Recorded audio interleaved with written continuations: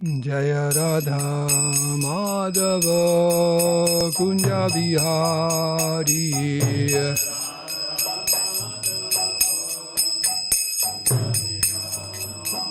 Jaya Radha Madhava Kunja Bihari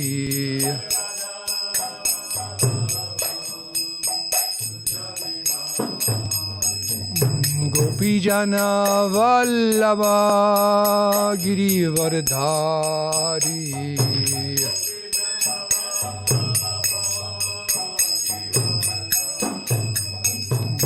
Gopijana Vallabha Girivardhari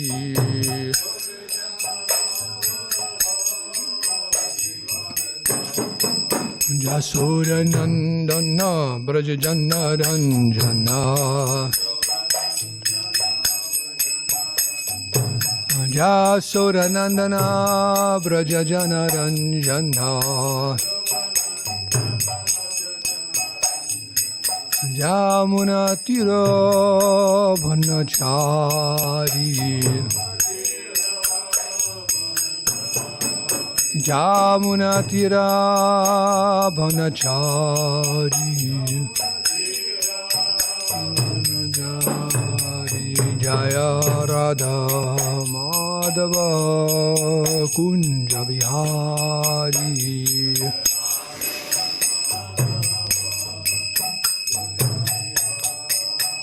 Jaya Radha Madhava Kunja Bihari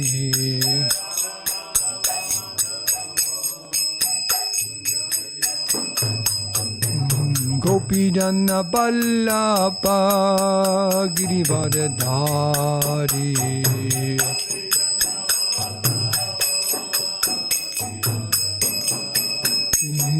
Gopijana Vallabha Girivardhari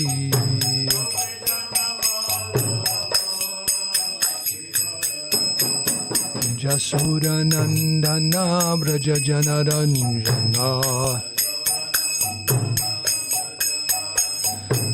Jasura Nandana Brajajana Ranjana Jamuna Tira Vanachari Jamuna Tira Vanachari Jaya Radha Madhava Kunja Bihari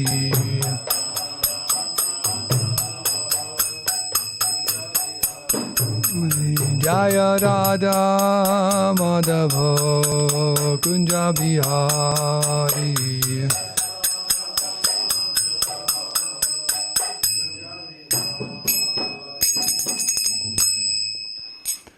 Sisi Radha Madhava ki jai, Sisi Radha Giridhari ki jai, Jai Om Vishnu Pad Paramahamsa Parivrajaka Jai Jashodhara Shri Srimad His Divine Grace A.C. Bhaktivedanta Swami Srila Prabhupada ki jai, Jai Om Vishnu Pad Paramahamsa Parivrajaka Jai Jashodhara Shri Srimad His Divine Grace Srila Bhakti Siddhanta Saraswati Goswami Maharaj Prabhupada ki jai, Nantakoti Vaishnava Vrinda ki jai, ISKCON Foundacharya, BBT Foundacharya, Srila Prabhupada ki jai, Namacharya Srila Haridas Thakur ki jai, Kantara Srimad Bhagavatam ki jai, Samveda Bhakti Vrinda ki jai, Gaur Premanandi, all glories to the assembled devotees, all glories assembled devotees, all glories assembled devotees, all glories, Sri Guru and Sri Gauranga.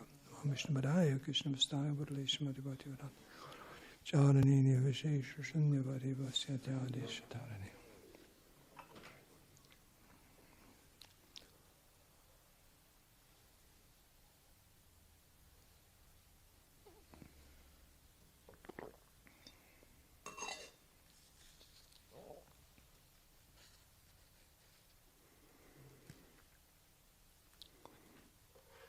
So this morning we're reading quite a few verses, starting with text 26. goes to the end of the chapter, and I'm pretty sure we have the first 3 verses of the next chapter, and we'll speak on that. Om Namo Bhagavate Vasudevaya. Om Namo Bhagavate Vasudevaya. Om Namo Bhagavate Vasudevaya.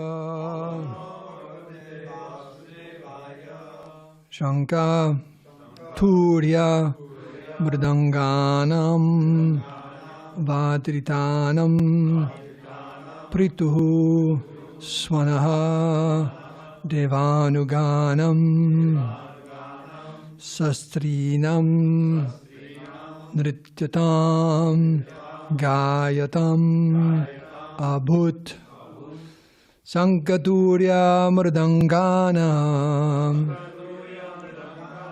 Vadritanam Pritusvanaha Devanuganam Sastrinam Nrityatam Gayatam Abhut Sankaturya Mridanganam Vadritanam Pritusvanaha Devanuganam Sastrinam Nrityatam Gayatam Abhut. Anyone like to chant? Ganam Bhadritanam Pritusvanaha Devanuganam Sastrinam Nityatam Gayatam Abhut Sankhyaturya Mridanganam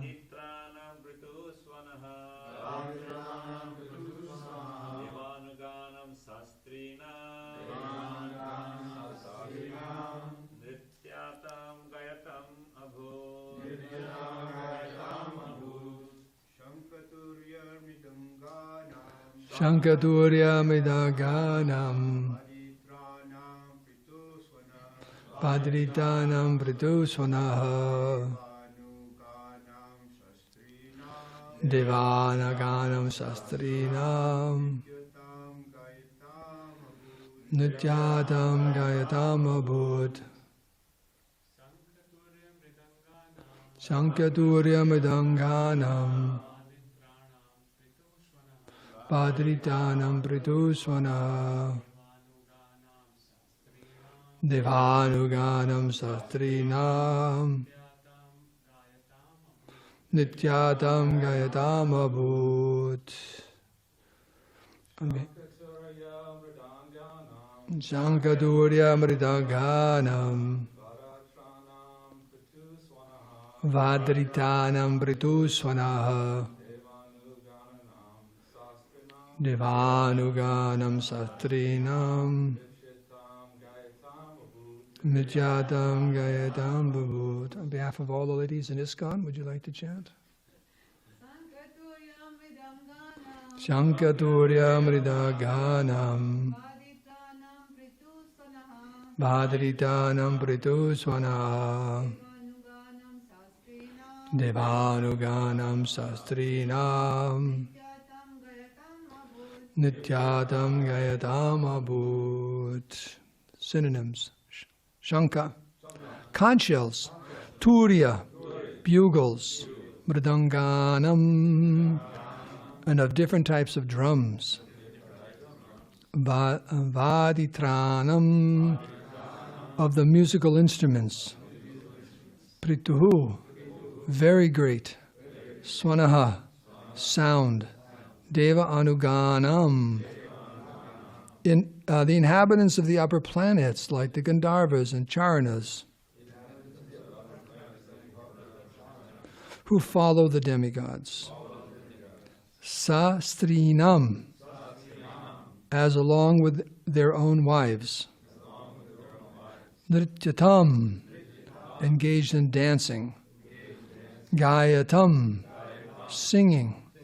Abhut, became.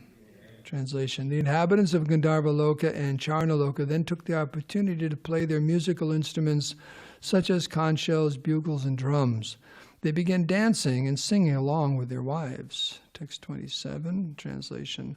Lord Brahma, Lord Shiva, the great sage Angira, and similar directors of universal management showered flowers and chanted mantras indicating the transcendental glories of the Supreme Personality of Godhead. Text 28.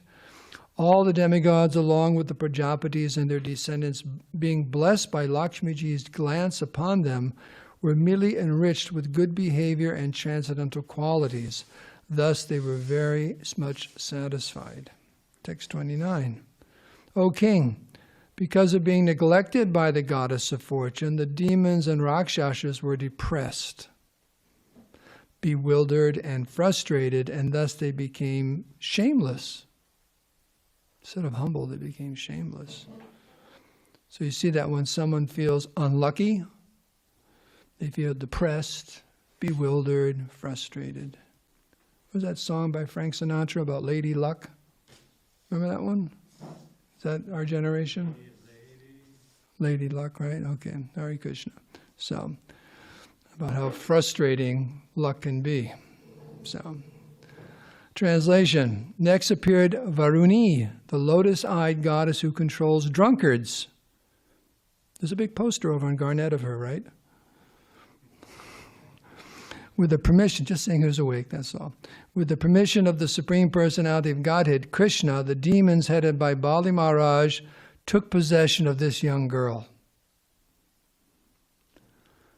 Translation, text 31. O king, thereafter, while the sons of Kasyapa, both demons and demigods, were engaged in churning the ocean of milk, a very wonderful male person appeared. He was strongly built, his arms were long, stout and strong, his neck, which was marked with 3 lines, resembled a conch shell, his eyes were reddish, and his complexion was blackish. He was very young, he was garlanded with flowers, and his entire body was fully decorated with various ornaments. Does anyone want to guess who this is? I think you read ahead. Text 33. He was dressed in yellow garments and wore brightly polished earrings made of pearls. The tips of his hair were anointed with oil, and his chest was very broad. His body had all good features. He was stout and strong like a lion, and he was decorated with bangles. In his hand, he carried a jug filled to the top with nectar. This is the moment they've all been waiting for. This is Dhanvantari. This person was Dhanvantari, a plenary portion of the plenary portion of Lord Vishnu. He was very conversant with the science of medicine, and as one of the demigods, he was permitted to take a share in sacrifices. Purport. Srila Madhvacharya remarks, Te sam satyach chalanartam harir dhanvantarir vibhuhu samartopya asuranam tu swahastad amuchat sudham. Dhanvantari, who was carrying the jug containing nectar, was a plenary incarnation of the Supreme Personality of Godhead, but although he was very strong, the asuras were able to take the jug of nectar from his hands, which means he let them do it, right? You have like a little kid come up to you, okay, you kind of like give it to him. You're stronger than them, but just as a game you're playing, so this is a pastime. Text 35. Upon seeing Dhanvantari carrying the jug of nectar, the demons, desiring the jug and its contents, immediately snatched it away by force. Text 36. When the jug of nectar was carried off by the demons, the demigods were morose. Thus they sought shelter at the lotus feet of the Supreme Personality of Godhead, Hari. Because the whole arrangement was that we would get this jug of nectar and we would share it. And all of a sudden the demons grabbed it. And they're not known for their good qualities of sharing and keeping their word and things like that. So they were morose. Like, we did all this work and now we failed. They got it. Text 37, E.D. When the Supreme Personality of Godhead, who always desires to fulfill the ambitions of his devotees, saw that the demigods morose, he said to them, Do not be aggrieved. By my own energy I shall bewilder the demons by creating a quarrel among them. In this way I shall fulfill your desire to have the nectar. So they were assured by the Supreme Lord. Text 38. O king, a quarrel then arose among the demons over who would get the nectar first. Each of them said, you cannot drink it first. I must drink it first. Me first, not you. Like that. Purport. This is a symptom of demons. The first concern of a non-devotee is how to enjoy his personal sense gratification at once, whereas the devotee's first concern is to satisfy the Lord. That's the difference. This is the distinction between the non-devotee and the devotee. In this material world, since most people are non-devotees, they regularly compete, fight, disagree, and war among themselves, for everyone wants to enjoy and satisfy his own senses. Therefore, unless such demons become Krishna conscious and are trained to satisfy the senses of the Lord, there can be no question of peace in human society or any society, even that of the demigods. Demigods and devotees, however, always surrender to the lotus feet of the Lord, and thus the Lord is always anxious to satisfy their ambitions. While the demons fight to satisfy their own senses, devotees engage in devotional service to satisfy the senses of the Lord. The members of the Krishna conscious movement must be alert in regard to this point, and then their preaching of the Krishna conscious movement will be successful. There's one hint here about not to be involved in politics. Because in politics, there's always fighting. One party fighting with another party and so on, whether it's in our own country or around the world. So devotees don't get involved, because it's just materialistic people fighting over their own sense gratification. So it says here, the devotees, they're only concerned about satisfying the senses of the Lord. They don't get involved. Text 39 and 40. Some of the demons said, all the demigods have taken part in churning the ocean of milk. Now, as everyone has an equal right to partake in any public sacrifice according to the eternal religious system, it is benefiting that the demigods now have a share of the nectar. So this is some of the demons are saying this. O king, in this way, the weaker demons forbade the stronger demons to take the nectar. So even some of the demons were siding with the demigods. Purport. Desiring to take the nectar, those among the demons who were less strong spoke in favor of the demigods. The weaker Daityas naturally pleaded on behalf of the demigods to stop the stronger Daityas from drinking the nectar without sharing it. In this way, disagreement and trouble arose as they forbade one another to drink the nectar. So actually, it was just a calculation. If the demigods get it, they'll share with us also. Whereas the demons amongst us, the stronger demons will drink everything. They won't even care about us. So text 41 and 46, here it is. Plan of the Lord. The Supreme Personality of Godhead, Vishnu, who can counteract any unfavorable situation, then assumed the form of an extremely beautiful woman. This incarnation as a woman, Mohinī-Mūrti, was most pleasing to the mind. Her complexion resembled in color a newly grown blackish lotus, and every part of her body was beautifully situated. Her ears were equally decorated with earrings, her cheeks were very beautiful, her nose was raised, and her face full of youthful luster. Her large breasts made her waist seem very thin. Attracted by the aroma of her face and body, bumblebees hummed around her, and thus her eyes were restless. Her hair, which was extremely beautiful, was garlanded with malika flowers. Her attractively constructed neck was decorated with a necklace and other ornaments. Her arms were decorated with bangles, her body was covered with a clean sari, and her breasts seemed like islands in an ocean of beauty. Her legs were decorated with ankle bells. Because of the movements of her eyebrows as she smiled with shyness and glanced over the demons, all the demons were saturated with lusty desires, and every one of them desired to possess her. Purport. Because of the Supreme Lord's assuming the form of a beautiful woman to arouse the lusty desires of the demons, a description of her complete beauty is given here. Thus ends the Bhaktivedanta purports of the 8th canto, 8th chapter of the Srimad Bhagavatam, entitled The Churning of the Milk Ocean. Chapter 10, the Lord incarnates as Mohinī-Mūrti. 9, excuse me. So, should we read this chapter summary? Okay, this chapter describes how the demons, being enchanted by the beauty of Mohinī the Mohinī form, agreed to hand over the container of nectar to Mohinī Devi, who tactfully delivered it to the demigods. Women are very disarming. Even Prabhupada said when he was a pharmacist in India, in the pharmaceutical business, they had ladies go and sell stuff.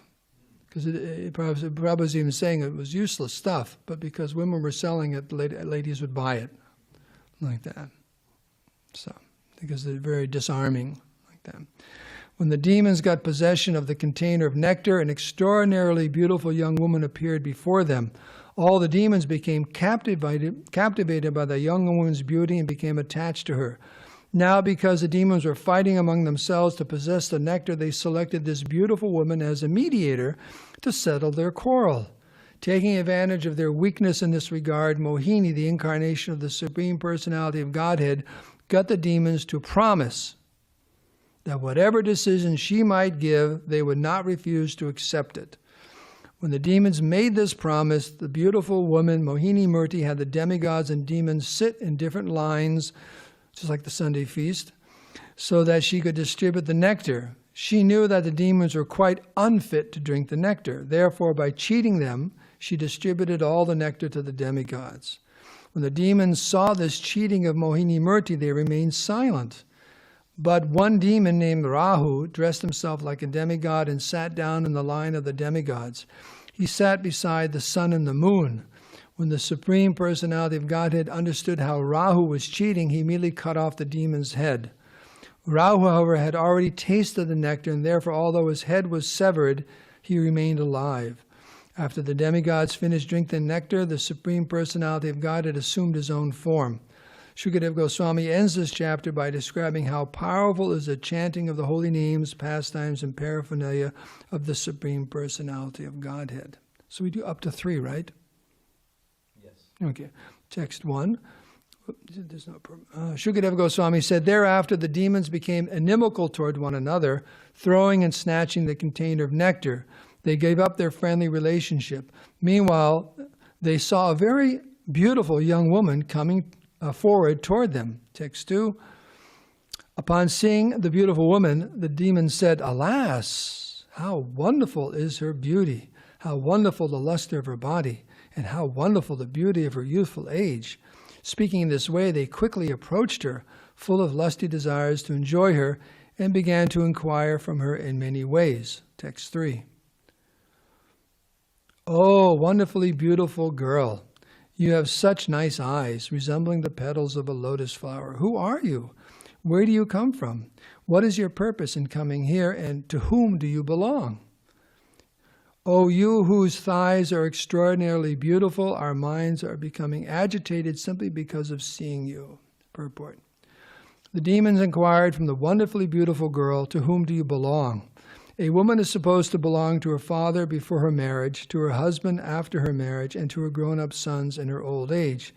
In regard to this inquiry, Srila Vishwanath Chakravarti Thakur says that the question, to whom do you belong, means whose daughter are you? Since the demons could understand that the beautiful girl was still unmarried, every one of them desired to marry her. Thus they inquired, whose daughter are you? Om Gyanantimarandasya Gyananjana Salakaya Chaksul Unminitam Nirdaismai Sri Gurave Namaha Shri Chaitanya Manobistam Stapidam Dina Bhutale Swayam Rupakadamayam Dadati Swabadandikam Vandeham Sri Guru Siyuta Parakamalam Sri Gurun Vaishnavamscha Sri Rupam Sagrajatam Sahaganath Raganatam Vidamtam Sajivam Sadvaitam Savadutam Parijana Sahitam Krishna Chaitanya Devam Sri Radha Krishna Padan Sahagana Lalita Shiva Shakam Vidamscha Vanchakapatarubhascha Kripa Sindhu Bevacha Patitanam Bhavanebhyo Vaishnavebhyo Namo Namaha Sri Krishna Chaitanya Prabhu Nityananda Sri Advaita Gadadhara Shivasati Gaur Bhaktivinoda Hare Krishna Krishna Krishna Hare Hare Hare Rama Rama Rama Hare Hare. If we could open that door just a little bit, let some air in here. So already read about 2 incarnations of the Lord. Dhanvantari It's a plenary expansion, and then here we have Mohinī-Mūrti. So this whole Leela of churning the ocean of milk, many different incarnations have appeared just to be part of this pastime. So first thing to be brought up, and it was this the fact that the demons can't get along. Demoniac people, materialistic people. That means materialistic people. They can't get along. They just can't get along. What was his name? His last name was King. No. Rodney. He said, "Can't we all just get along?" Right? That was his famous quote. I won't tell you the story of Rodney King during class. But he says, "Can't we just all get along?" It had to do with racial problems. So, but the point is, in the material world, people can't get along, especially in the age of Kali. This age, Kali means the age of quarrel and hypocrisy.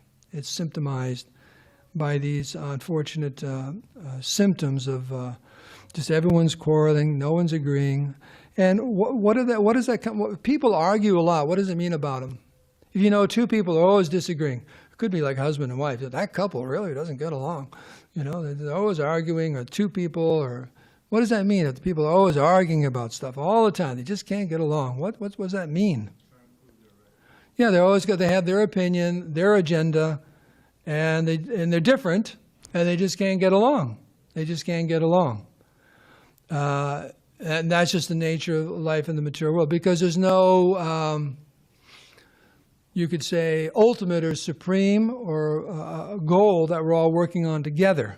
You know, the example given is the tossing of pebbles into a pond, and it creates these circles, concentric circles. And you throw another pebble, if you're a really good shot and you get it in the exact same spot, then that succession of concentric circles goes out. There's no clashing. But if it's a little bit off, then the circles start clashing because they have two different centers, you could say. So Prabhupada is making the point that there'll never be any peace in the material world as long as there's not a common goal. When there's a common goal, people can, work together, put aside their differences, because there's always differences. There's always differences. There's no way to get around that, because everyone's an individual. Prabhupada says there's even disagreements in the spiritual world. Believe it or not. But those disagreements on how to serve Krishna. So there's disagreements among devotees, but the center is always what will be how to serve Krishna in different ways. But hopefully a peaceful solution is there when it is based upon what is most pleasing to the spiritual master and to Krishna. But there's differences of opinion. But the materialists, those who anyone, ourselves included, if our senses are the most important thing to us, there's always going to be disagreements with others, because we're going to disagree or fight over sense gratification. Individually and collectively. Some may think, well, I'm a good person because my community comes first. My state comes first, my country comes first, right? And we'll fight with others over sense gratification on a much larger scale. And just like these wars breaking out all over the world. And I just saw a little blurb the other day about Trump saying he just stopped this fighting between India and Pakistan. You know how he stopped it, he said? Does anyone know? Huh? Well, what did he say to them? He threatened both countries, no more trade with the USA. That shut them right up, and they have a ceasefire. Why? Because of sense gratification. Everyone needs to be able to sell things to the United States, especially India and Pakistan. So he said, no more trade. It means billions and billions of rupees and all that lost.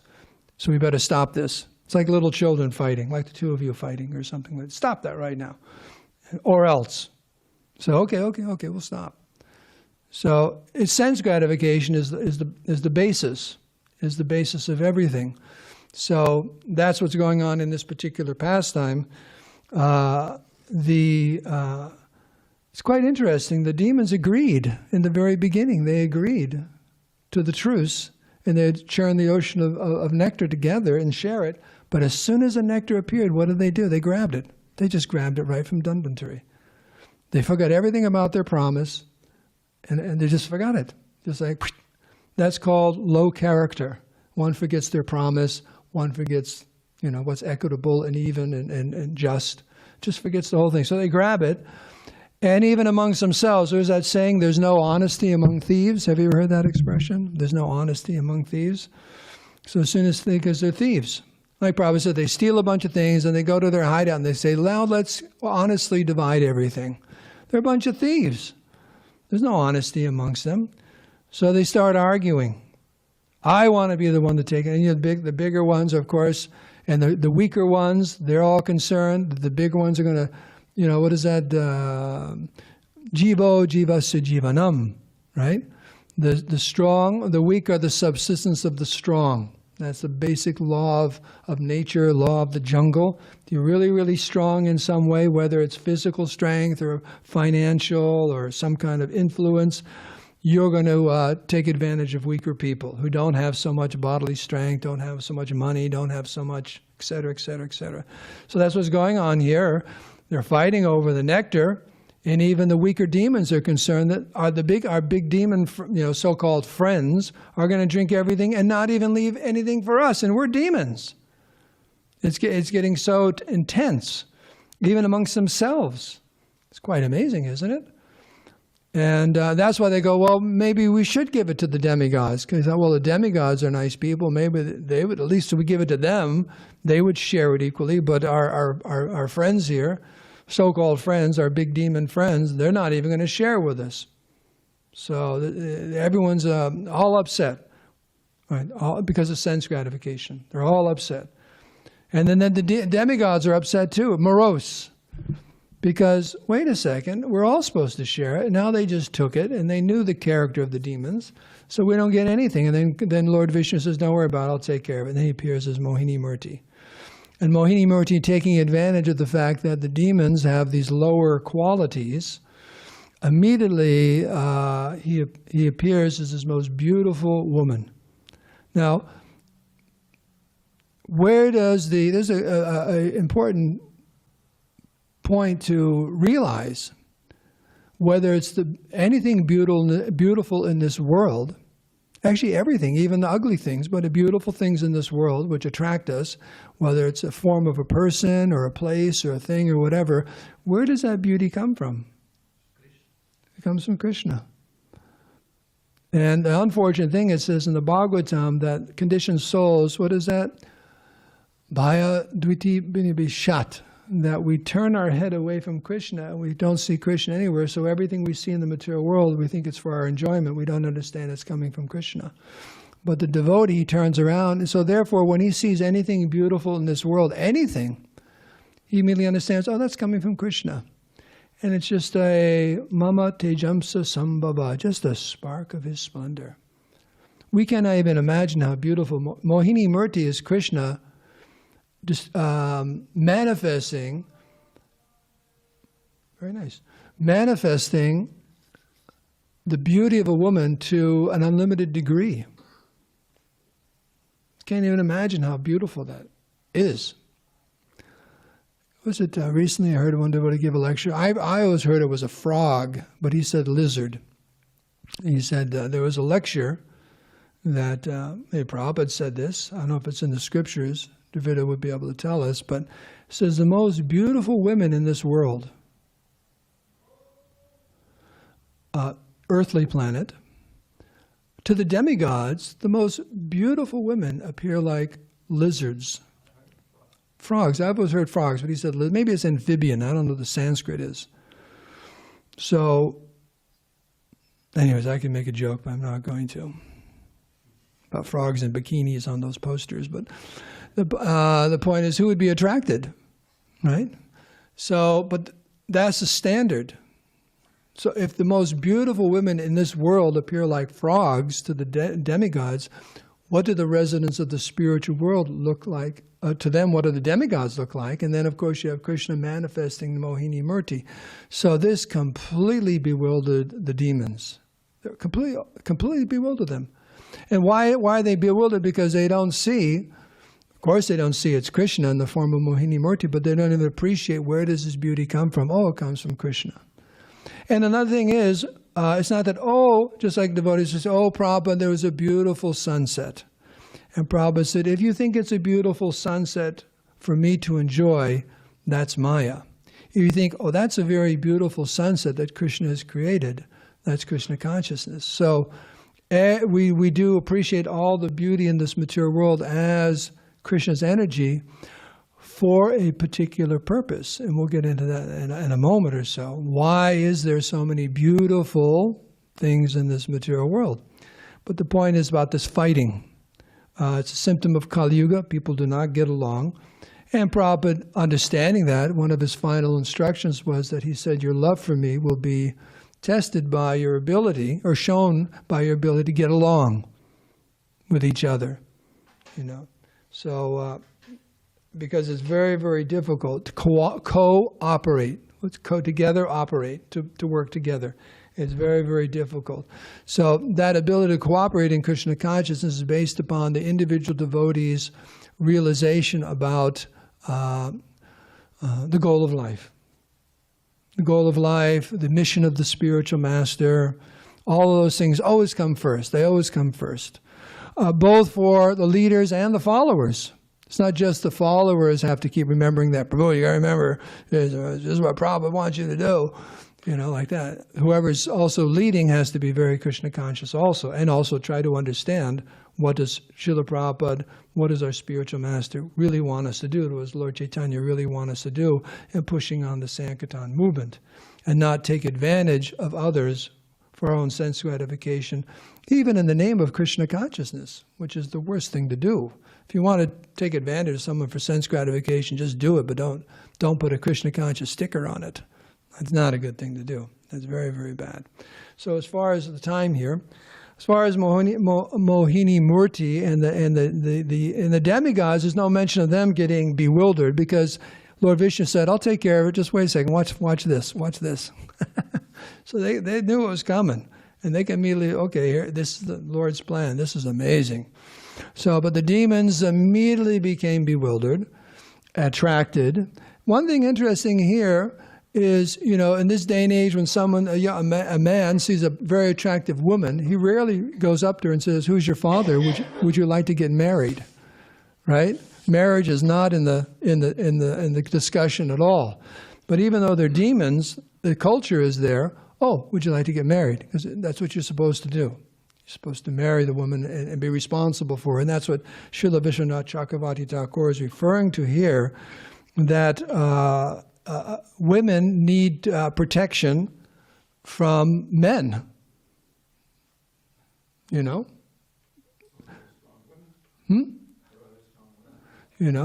general.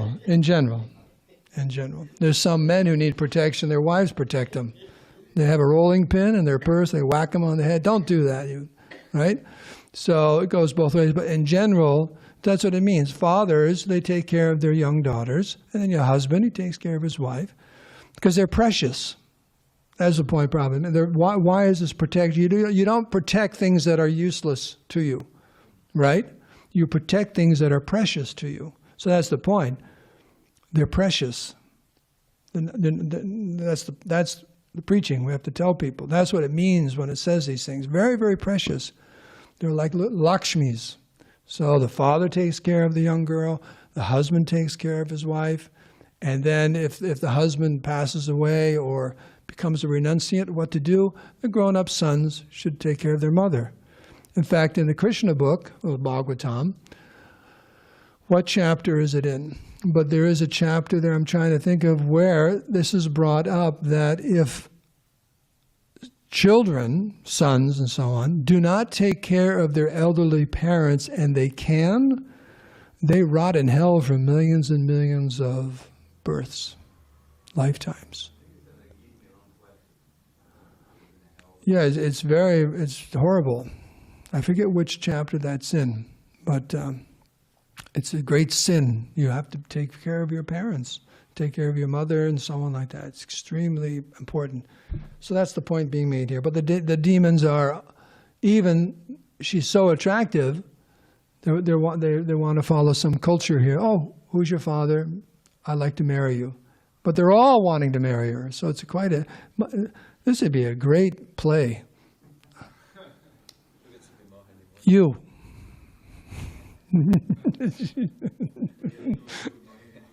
Huh? Who could be Mohinī-Mūrti? Like that. We can have an audition. Okay. So, there's a thing called objectifying women. Do you know what that refers to? The objectifying of women. That's what's going on here.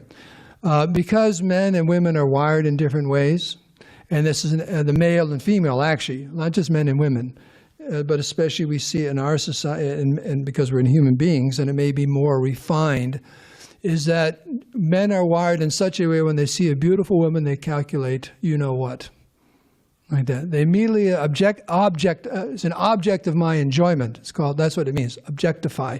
You can objectify all kinds of things, but women, when you see them, they're objectified as an object for your sense gratification. It's almost automatic. And unfortunately, in today's society, that is it's encouraged. It's actually encouraged, at least in the sense that people are not purifying their heart of that contamination, a horrible quality, that when you see another person, you immediately think, you're for me to enjoy. I want to enjoy you. You know, of course, women, that's there, but actually, if you have that vision in life, whoever you look, oh, well, how can I enjoy you? What can I get from you, Joseph? What can I get from you? What can I get from you? Right? People, they're human beings. They objectify each other and everything in their sight. That's why it says that the vision of the materialist is contaminating, because everywhere he looks, he just thinks about, this is for my sense gratification. And ruins everything. Because everything actually everything is for Krishna's sense gratification. And a devotee looks, and what does a devotee see? That's why Prabhupada Saraswati said the material world is actually a very sukhayate, right? It's very, very blissful. Vishram sukhayate, because everything, I once asked Bhaishya Shekhar Prabhu, 3 very important things about devotional service. And one of them he said was to always see everything in this material world as an opportunity to engage in the service of the Lord. That's one of the 3 major things he said for a devotee's consciousness. So wherever you look, your eyes glance upon it, you think, oh, this is something wonderful to be engaged in the service of the Lord. Whatever it is. It could be $1 million, it could be men, women, power, houses, buildings. I remember in the old days, when in the beginning of the movement, wherever you see nice buildings, you think, oh, that'd be a nice temple. Because you always hear about Prabhupada walking and say, oh, that would make a nice temple. Buy that place for a temple. Different churches or big buildings. I remember walking around as a brahmachari in Boston. There's some nice, very older buildings. Oh, that would be a really nice temple. That would be a nice temple, right? I always would think like that. So whatever you saw, oh, that would be very nice. That would be very nice. That would be very nice. So that's a devotee's vision is, oh, that would be very wonderful serving the Lord. Whereas a materialist contaminates everything by saying, forgetting that everything belongs to Krishna and should be used in his service. That's for me. That's for me. That's for me. That's for me. That's for me. So this objectifying of women is a serious problem in today's world, because as lust and so on, it's cultivated in our society like that. And both men and women suffer very much because of this, like that. And so that's a big problem. It's a big problem, and it can only be solved by purifying the heart. It can only be solved by purifying the heart and understanding, as I said in the very beginning of the discussion, that the devotee sees even the most beautiful things in this world. Oh, that's a manifestation. That's from Krishna. Krishna's the person who created that. Isn't he an amazing artist? But also, there are certain things that are very, very beautiful, but don't touch them. Why is the woman so beautiful? What is the purpose of very beautiful women as far as in relationship to, let's say, an ordinary man? Yes. Well, for the propagation of the species, there needs to be that attraction. And so Krishna has created that so that the man will be attracted, and in the proper culture will then feel responsible for taking care and the children and the whole thing. Otherwise, we'd die out if it wasn't that attraction. Right. But the point is that attraction is there. From the spiritual point of view, all of a sudden one becomes captured. I think I'm a man. Here's a beautiful woman.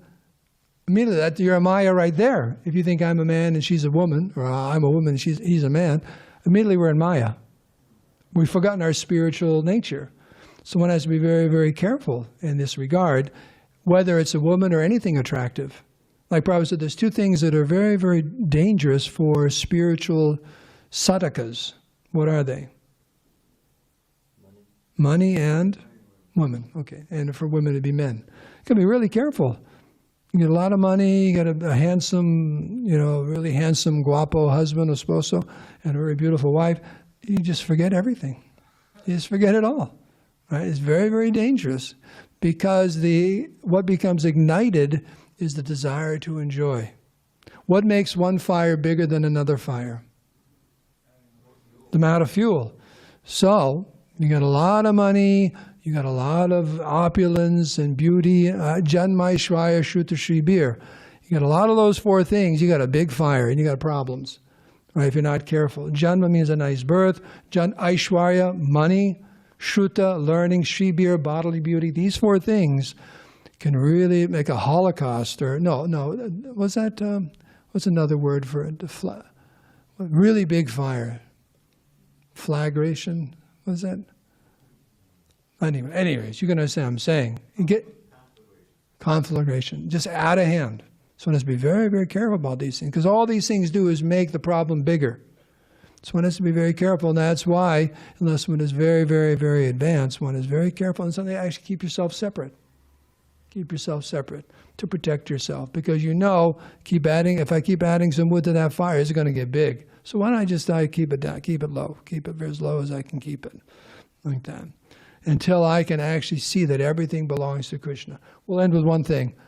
It has to do with money. Prabhupada's famous quote about money, that one yogi, I don't know if it was Vivekananda or someone, or Nikolananda. So you take a picture of me and he's just pushing, someone's offering a whole bunch of money, he's just pushing it away like, oh, I'm not attached, I'm not attached. Prabhupada said, oh, you take a picture of me, I'm going like this. Prabhupada said, because I know how to use everything in Krishna's service and I'm not affected by it. Pure devotees not affected.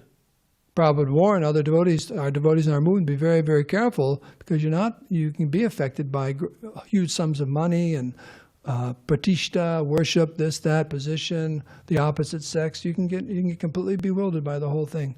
It should come as no surprise that people get bewildered by these things, and devotees get bewildered by these things, and personalists, anyone on the spiritual path. It's the eternal story for sadhakas in any path, wherever it is, east, west, north, south. These things bewilder people. So one has to be very, very careful like that. So, because of the time, we can end here. So maybe some questions or comments or discussion? Just one real quick comment.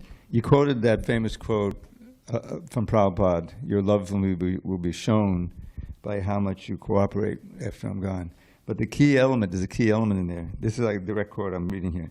Your love for me will be shown by how much you cooperate to keep this institution together after I am gone. Yes. That's the cooperation. Also, one thing I didn't say is Mativat Paridari Shu. We're talking about how to see things. And Chanakya Pandit says, one who sees other women as mother, which means you're very respectful. Beside your wife, Other people's property as simply useless stuff in the street, and Atmavan Mandate Jagat, that you see other people suffering as your own. These are all signs of a wise person, a learned person. Pandita Samadarshina. Pandita, I forgot, it's Pandita is on the last line there, but these are very, very important things. Yes, question, comment? I was going to say what you said. Oh, I'm sorry. Did I steal your thunder? He was going to say what I just said. I can read minds. Anyone else want to try that? Take the microphone. I'll tell you what you're going to tell me. Any questions or comments? See how this goes. I'm sorry. This is your big day. You get class tomorrow? Go ahead. I just had a response to what does the function of extremely beautiful women do in relation to men? Or what is the function of extremely beautiful women in relation to men? I think they're just all Agent Smiths. They're all what? Agent Smiths from the Matrix. Oh, okay. Now, Oh, okay. to refocus. Because another thing too is, if we're seeing everything in relationship to Krishna, it says in relation to husband and wife, men are supposed to enthuse a woman is supposed to enthuse a man. It's just what you're enthused about is the thing. But like Dravida said, if all the women were ugly, it wouldn't be much like, you know. So there is a certain energy that comes from women that actually is good for a man, and there's certain energy from men that are good for women. There's actually something good, there's something very wonderful there if Krishna's in the center. That's the thing we're saying. There's nothing bad. Like Prabhupada said, women aren't bad, men aren't bad, but you put them together and the material desires come out, then it's not good. It's just not good. We try to see everything first from the spiritual platform and judge it based on that.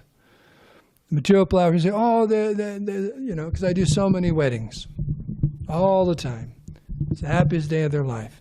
And sometimes they write their own vows, and it's like, and there's a wonderful book called The Marriage Map, and it talks about the different stages of marriage. And the very first one, you know what it's called? Kind of like honeymoon. What is that? What did they call that? Not illusion, but fantasy.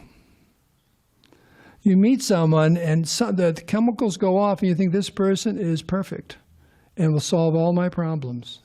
My soulmate. And it goes on for some time. You know what the second state? There's like 8 stages. You know what the second one's called? Reality. Reality sets in. It's like you realize, I don't know. You start seeing the false. And then it goes back and forth throughout your life. It's quite interesting, pulling and, you know. But the point is, the energies are there for a reason, and the strengths are there.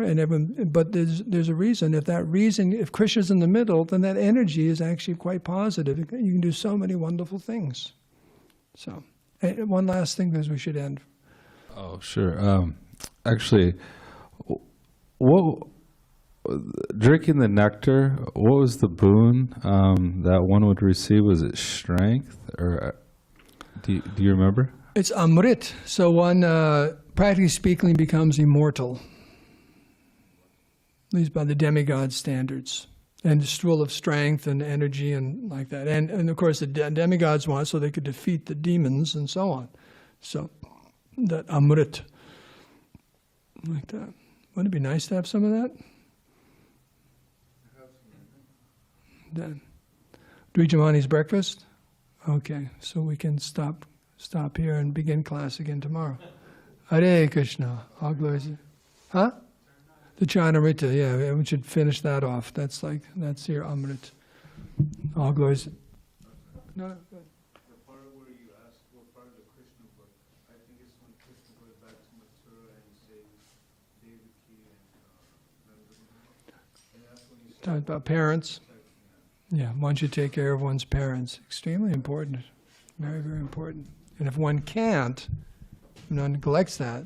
One thing if you don't have any facility, but if you have the facility and you don't, very, very sinful.